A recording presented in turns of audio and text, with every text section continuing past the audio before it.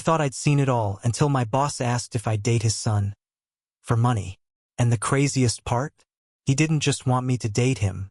That normal Tuesday turned into one of the most surreal days of my life. It started like any other. My shirt was wrinkled. The elevator moved like it was stuck in molasses. And the office coffee tasted like it had been brewed through a sock full of printer ink.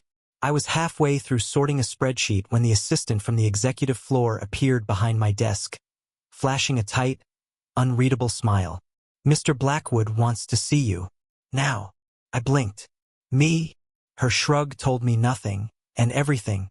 "Just head up. He's waiting." My stomach dropped. Mr. Blackwood, the CEO. The kind of man who didn't call you in unless something was seriously wrong, or about to get worse.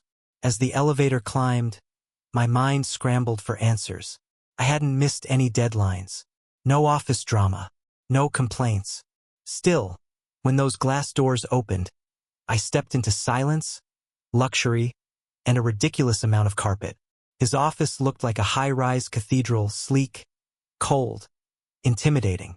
Mr. Blackwood sat behind his desk, fingers steepled, silver cufflinks flashing like small weapons. "Sit, Jordan," he said. I obeyed, nerves flickering under my skin. He studied me for a long, quiet moment, like he was weighing something impossible. "I won't waste your time," he said. "I need a personal favor. Handle it right, and it won't hurt your position here." I nodded slowly. "Of course, sir." No smile, just a flat response. "It's about my son." That gave me pause. I barely knew he had one. There were whispers, rumors of a son who traveled more than he stayed, private, distant. The kind of person who showed up in stories, not boardrooms. Magazines, but never at board meetings. "I'm concerned," Mr. Blackwood continued, each word measured. "Julian hasn't exactly flourished. He doesn't connect easily, doesn't trust people. But I think that could change. If someone like you spent time with him." My brow creased. "Someone like me? You're grounded, level-headed, charismatic enough to keep up with him, but not flashy enough to scare him off. He needs someone real." A pause. "You want me to befriend him?" "I want you to date him," he said, plain as day. I blinked. "I'm sorry, what?" "You heard me." I stared at him, speechless. "You want me to date your son?" "He trusts no one," Mr. Blackwood said, leaning in slightly. "But he notices people. And he's noticed you. I've seen it." My thoughts spiraled. "I've never even spoken to him." "You'll get your chance. Tomorrow. Lunch. I'll cover the bill." A beat. "And your time, of course." There it was, the twist. 7,000 a month. Quietly wired. "This isn't anything improper, Jordan. It's companionship. Presence. I want you to bring out the version of him he's buried." I should have walked out. I should have politely declined. But curiosity, especially when it comes wrapped in mystery and money, is a dangerous thing. And deep down, something told me this wasn't just about the money. "What if he finds out?" I asked. "That's your job," he said. "Make sure he doesn't." I left the office in a daze. It wasn't just the absurdity of the request. It was the way Mr. Blackwood had spoken, like he already knew I'd say yes, like it wasn't a favor, but a move in a game he'd already won. The next day came too fast. Julian showed up to the restaurant 5 minutes late, dressed like he didn't care if the world noticed or forgot him. His shirt half-buttoned, his look disheveled in that effortlessly expensive way, like he'd just woken up in a $2,000 jacket. He slid into the seat across from me without even a smile. "So you're the one," he said. I blinked. "Excuse me?" "My father's latest experiment," he added, unimpressed. "Don't worry. He thinks he's subtle. He's not." I hesitated. Is that what this is?" Julian tilted his head, studying me. His eyes were stormy gray, not soft, but sharp. "If it is, let's skip the act. You gonna play the charming office guy? Or just sit there looking confused?" "Neither," I said before I could stop myself. "Unless that's what you're into." Something flickered in his eyes. Maybe amusement. Maybe curiosity. Cute answer. He picked up the menu like it was a stage prop, then set it down again. I'm not a date guy, he said. Don't do small talk. So if this is some plan to fix me, you're wasting your time. I wasn't told to fix you. I said carefully, just spend time with you. Aha. He leaned back. So you're getting paid. I froze. Julian smirked, though it wasn't kind. There was an edge to it. Relax, he said. I already knew. Before I could respond, the waiter appeared. We ordered something forgettable, I couldn't even tell you what, because the entire time Julian watched me, like he was trying to catch the exact second I started lying. You're not like the others, he said finally. They usually fake it longer. I'm not pretending, I said quietly. Even better, he murmured. And in that moment I couldn't tell who was actually in control. By the end of the meal, he stood without a goodbye. Come by tomorrow, he said. I'll text you the address. Bring nothing. Just yourself. Then he walked away like it was nothing. But it didn't feel like nothing. It felt like something had been lit, and I didn't know how long before it reached something explosive. That night, I barely slept. At 2 a.m., my phone buzzed. His name. Just an address. No words. I went. The loft looked like it belonged in a magazine. All clean lines and cold glass. He opened the door with a towel slung around his neck, damp curls clinging to his forehead, his t-shirt still clinging to his skin. Didn't think you'd come. You texted, I said, stepping inside. And yet, here you are. I couldn't tell if it was a statement or a test, but by then, I was already in too deep to pretend it was. I couldn't tell if it was a statement or a test, but by then, I was already in too deep to pretend it was just curiosity.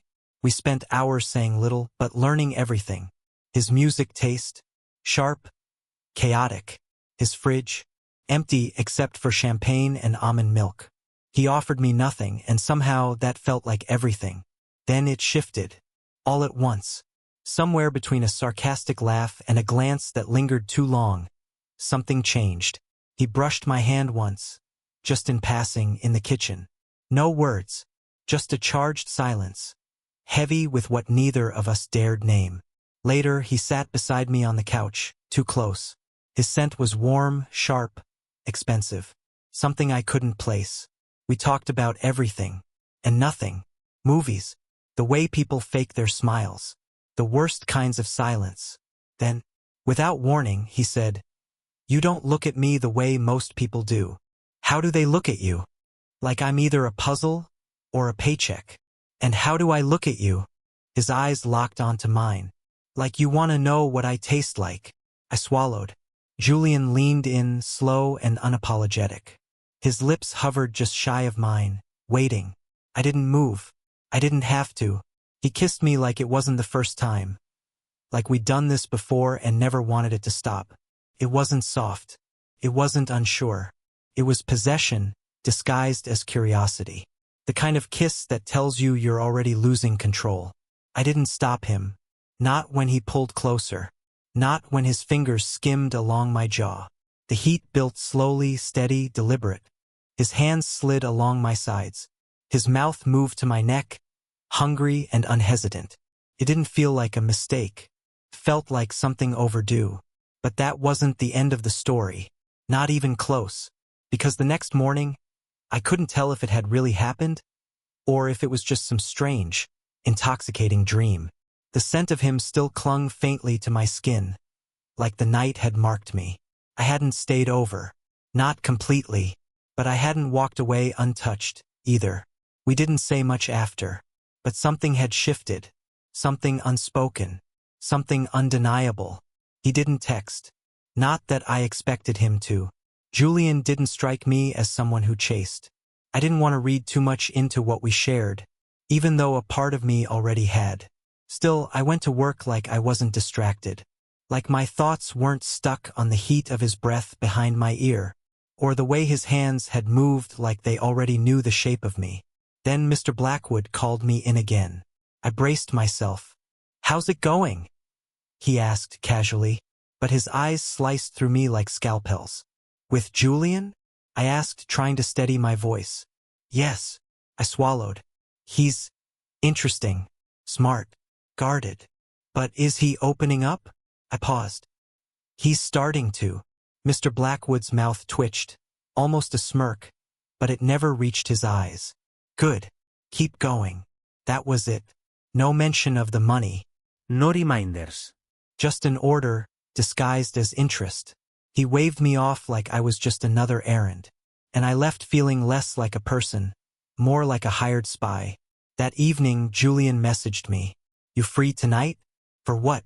I replied, teasing. Don't start. Just come. No location. No details. Just the same address. I went. Inside, the lights were low. Shadows stretched across the walls like they were listening in. Julian sat on the couch barefoot, a hoodie draped over his shoulders like armor he hadn't bothered to fasten. He looked up slowly, like he'd been waiting longer than he wanted to admit. Hey, I said, setting my keys on the counter. Hey. No keys. No rush. Just that hum between us, quiet and electric. He nodded toward the couch. I joined him. We put on some old indie film he claimed to love, but barely watched. His arm rested behind me. Now and then, his fingers brushed my shoulder, like they were tracing a thought he hadn't said out loud. We didn't ask questions, didn't try to fill the silence. We just existed. Eventually, he leaned in, his voice low, barely a breath. I don't know what this is, but I don't want it to stop. I turned to him, and I let it continue. And it did, slowly, beautifully. We didn't rush. That night was softer. Fewer words. More space between each breath. His hands moved slower, like he was memorizing me, not claiming me. The heat was still there, steady and pulsing beneath the surface, but gentler now, like something sacred neither of us was ready to name. When his fingers found mine and held tight, it said more than either of us could have voiced. Later, I lay beside him, watching his chest rise and fall. His jaw relaxed in sleep. I didn't know if this moment was real, or just a fragile pause before everything caught up to us. But part of me wanted to fall anyway. I was starting to care, and that made everything harder. The weeks passed like that. Days at work, nights with Julian.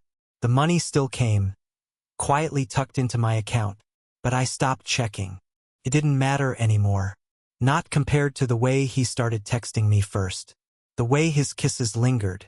The way he began leaving kitchen drawers open for me, like I belonged there. He showed me a side of himself I don't think anyone else had seen. Not the cold, untouchable boy people whispered about, but someone who read poetry before bed, fell asleep to soft music, hated wearing shoes, and had a strange obsession with scented candles. Someone who felt everything, even when he didn't show it. But the closer we got, the harder it became to ignore the truth. He didn't know, and I was still lying. One night, we were at his place again. Dinner delivered, wine half gone. Julian was stretched out on the couch, head in my lap, eyes half closed. My dad said something weird today, he murmured. I tensed. Yeah. He asked if I was happy. I played dumb. And what did you say? Julian opened his eyes, staring up at me. I told him, I'm starting to be, for the first time in a long time, something twisted in my chest. He reached up, fingertips brushing my cheek. And you know the crazy part? He whispered. It scares the hell out of me. Why? Because I know what happens when things feel good. They don't last. I leaned down and kissed his forehead. Maybe this time's different. But even as I said it, I knew we were living on borrowed time. 2 days later, he showed up at my door. No text. No warning. Just him, standing there like the world had shifted under his feet. I need to ask you something, he said, voice tight. I stepped aside, heart already racing. Okay. He walked in, then turned to face me. Did my father pay you? The silence that followed felt like it could crack concrete. My throat closed. Julian's face didn't change, and somehow, that made it worse. I asked him today, he said quietly, straight up, and he didn't deny it. He just said it was complicated. Couldn't lie. Not now. Not with those eyes staring through me, burning like they already knew. He did, I said, the words barely above a whisper. Julian nodded slowly, like part of him had known all along. And now? He asked. I stepped toward him. Now I don't care about the money. I care about you. But it started as a job, he said flatly. You were paid to get close to me. I didn't expect to feel anything, I said quickly. I didn't expect to fall. His jaw tightened. But you did. Yes. Silence stretched between us, long and sharp. He looked at me like he was trying to decide whether to hate me or believe me. I don't know what to do with this. You don't have to do anything, I said gently. I just need you to know, what we have now, it's not fake. He didn't say a word, just walked past me, out the door. I didn't stop him. I didn't have the right to, and just like that, the world we'd built collapsed. Still standing, maybe, but resting on a fault line. The days that followed felt like fog. I drifted through them, caught between guilt and this hollow ache to make it right. Every phone buzz made my stomach flip. Every glance in a mirror brought back the look on Julian's face when the truth shattered it. I buried myself in work, spreadsheets, meetings, polite small talk, all of it just a reminder of how this started, of how it spun into something real. Mr. Blackwood's calm voice echoed in my head. His instructions, his nods, his cold calculations looping like a recording I couldn't mute. The money was real. The deal was clear. And I'd crossed the line, played with someone's trust, played with someone's heart. I kept seeing Julian's face that night, cold, distant, like a door had closed inside him, one I might never get back through. I remembered how he asked if it had all been fake, and my rushed confession, words that barely scratched the surface of what I should have said. I had promised him something real. Now, I wasn't sure if that promise meant anything at all. Then, a message lit up my screen. Julian, we need to talk. Tonight, 9 p.m. rooftop cafe. I hesitated only for a second, then typed back, fingers trembling, not sure if I was walking toward forgiveness or the fallout I deserved. That evening, I arrived at the rooftop cafe, high above the city, where neon lights bled into the darkness like distant fire. The air was cool. The hum of traffic far below, soft and detached. I sat at a small table, my mind racing through every possible outcome. When Julian appeared, his posture was stiff, tense. His eyes scanned my face, like he was searching for the version of me he used to trust. Without preamble, he said, "You've been avoiding me." I swallowed. I wasn't sure how to face you after. My voice cracked, the words collapsing mid-sentence. He shook his head, the movement sharp, controlled. I asked you about the money because I needed to know what it meant for us. His tone was calm, but under it, hurt, raw, aching. For so long I felt used, like every connection in my life comes with conditions, or a price tag. And with you, I wanted to believe it was different, that what we had was real. His words cut clean through me. "Julian," I said, reaching for him, "I never meant to use you. I was as surprised as you were. The money, it was just how it started. But then I got caught in something I didn't see coming. Something real." I'm sorry. Silence fell again. Only the wind moved around us, the city lights flickering like they were listening. Julian's eyes locked onto mine, searching, desperate for something he could hold on to.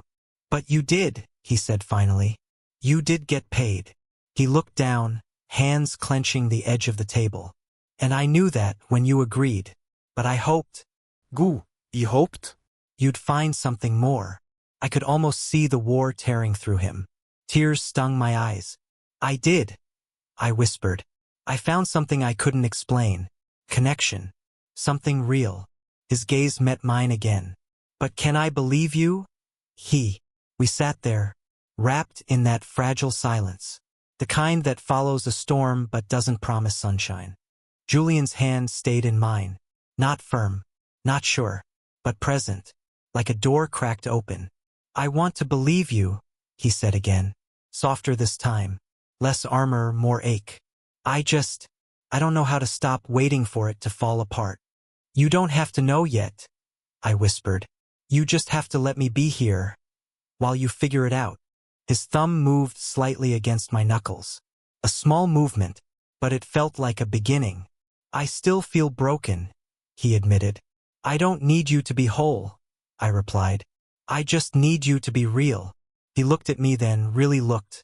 And in that gaze, I saw the cracks, the fear, the pain, but I also saw the boy who read poetry, who hated shoes, who fell asleep to soft music and burned candles without shame. The boy who let me in. Okay, he said finally. We start over, but no more lies, and no more disappearing. Deal, I said, tears brimming again. And just like that, something shifted. Not a fix, not a miracle, but maybe, just maybe, a second chance. The city glowed around us, unchanged, but I didn't feel the same. And for the first time in a long time, neither did he. We didn't have all the answers. The night stretched around us, thick with uncertainty, charged with choice. Julian's fingers tapped restlessly against his glass, his shoulders tight like he was bracing for a war. He never wanted to fight. Not with me, not with his father, not again. But some battles find you, no matter how far you run. We can't win playing by his rules, he murmured. His voice was quiet, but it carried steel. I leaned closer. Then we don't, I said. We burn the rulebook. That made him smile. Just barely. But it was real. A breath. A moment. Suspended between ruin and rebirth. The silence that followed didn't feel hollow. Felt full. With fear. With fire. With the fragile thread of something worth saving. We'll need a plan, Julian said. His tone sharpened, shifting into something clear-eyed and focused. Not just the boy his father underestimated, but the man learning to stand on his own terms. And allies, I added. People who don't flinch when the truth gets ugly. He looked at me, and this time the weight in his gaze wasn't doubt.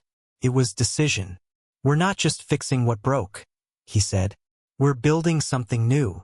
My hand found his under the table, fingers lacing tightly, not because it was easy, not because we were whole, but because we weren't giving up.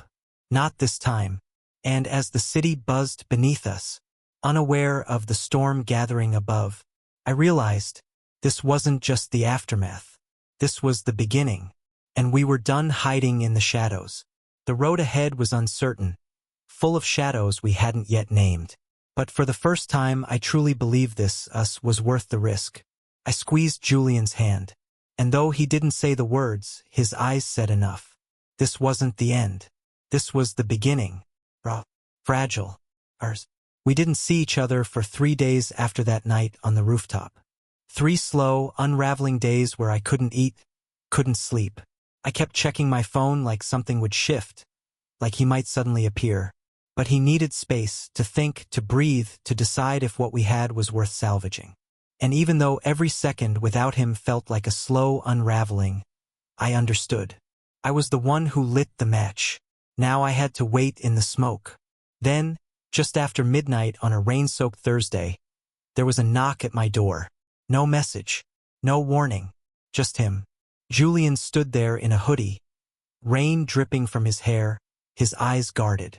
He didn't say anything, just stared at me like everything we hadn't said was balanced in the silence. I stepped aside. He walked in. He stood in the middle of the room like he wasn't sure he was allowed to be there. I didn't speak, just watched him, heart thudding, wondering if this was goodbye or something else entirely. Finally, he broke the silence. I confronted him. My chest tightened. Your father. He nodded. I told him I knew. About the money, about the setup, that I wasn't going to be part of his damage control anymore, that I wasn't something to be managed. I swallowed hard. What did he say? Julian gave a dry, bitter laugh, rubbed his hands together like he was trying to warm something frozen. He didn't deny it, any of it, not the payment, not the manipulation, but he said something that stuck with me. What was it? He told me I had to choose. Him or you. said I couldn't have both. That keeping you would come at a cost he wasn't willing to pay. I held my breath. I didn't dare speak. Julian stepped forward, eyes fixed on mine. And I chose you. The world went silent. My heart stopped. My breath caught. And I just stood there, staring at him. The weight of his words settled over me, warm and heavy, like sunlight breaking through after a long storm. You don't have to say anything, he whispered, eyes falling to the floor. I just needed you to know. But I did. I had to. I crossed the room, my movements slow, deliberate. Then I reached out, gently placing my hand at the base of his neck. You chose me, I said, barely above a whisper. And I'll spend every day showing you, you made the right choice. His gaze lifted, really lifted, and whatever strength he had been clinging to cracked, splintered. Then he kissed me. And this time it wasn't rushed or desperate. This time it was different, intentional. Each movement spoke what words couldn't, a silent promise, a quiet apology, a vow. There was no confusion, no fear, just the weight of everything we'd endured pouring into the press of his mouth on mine. His fingers fisted in the fabric of my shirt like he was anchoring himself to something real. My arms wrapped around him without thinking, grounding him in the only way I knew how. This wasn't about lust, not even passion. It was about choice, the kind you make even after everything's broken, especially after everything's broken. When we finally pulled apart, our foreheads rested together, breath mingling in the quiet. Outside, the rain tapped gently against the windows, as if the world had paused, just for us, just long enough to let us breathe. I'm scared, Julian admitted softly. I am too, I whispered back. But I don't want to be, he said, his fingers tightening around mine. Not if you're with me. I'm not going anywhere. Later, as the hours slipped by and dawn blurred the edges of night, we lay curled up on the couch. His head rested on my chest, his fingertips tracing slow, steady lines down my arm, like he was searching for something solid in a world that hadn't stopped shaking. It wasn't dramatic. It wasn't planned. But under all that quiet, there was something fierce. A silent truth. This was the start of something real. A week later, Mr. Blackwood stepped down from the company. No headlines. No scandal. Just a calm announcement during a quarterly meeting. The board would take over daily operations. He never went back to the office, and he never reached out to me again. Julian told me his father hadn't taken it well. He always had this version of who I was supposed to be, Julian said one night, curled beside me under a thin blanket. But he never asked what I actually wanted. So what do you want? I asked. He smiled faintly. Now? I just want to figure out who I am when I'm not being shaped by someone else.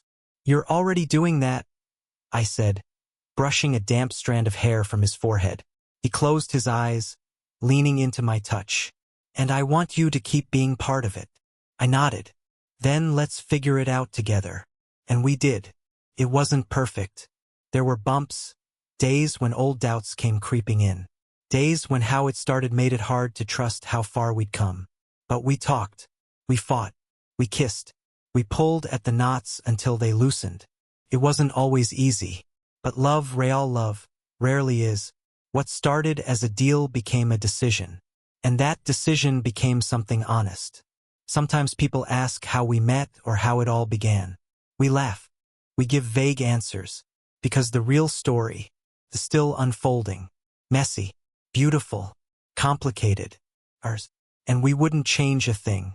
The past still lingers, his father's shadow, the money, the doubt.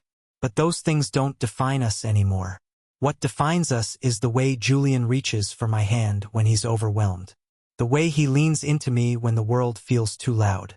The way we keep choosing to trust breath by breath. And sometimes, when we're tangled in bed, in the quiet, he'll press his lips to my neck and whisper, "Still glad you chose me." And every time I whisper back, every time, 'cause no matter how it started, where it led was something we chose, something true, something worth it. And in a life full of questions, that's the one thing I'll never doubt.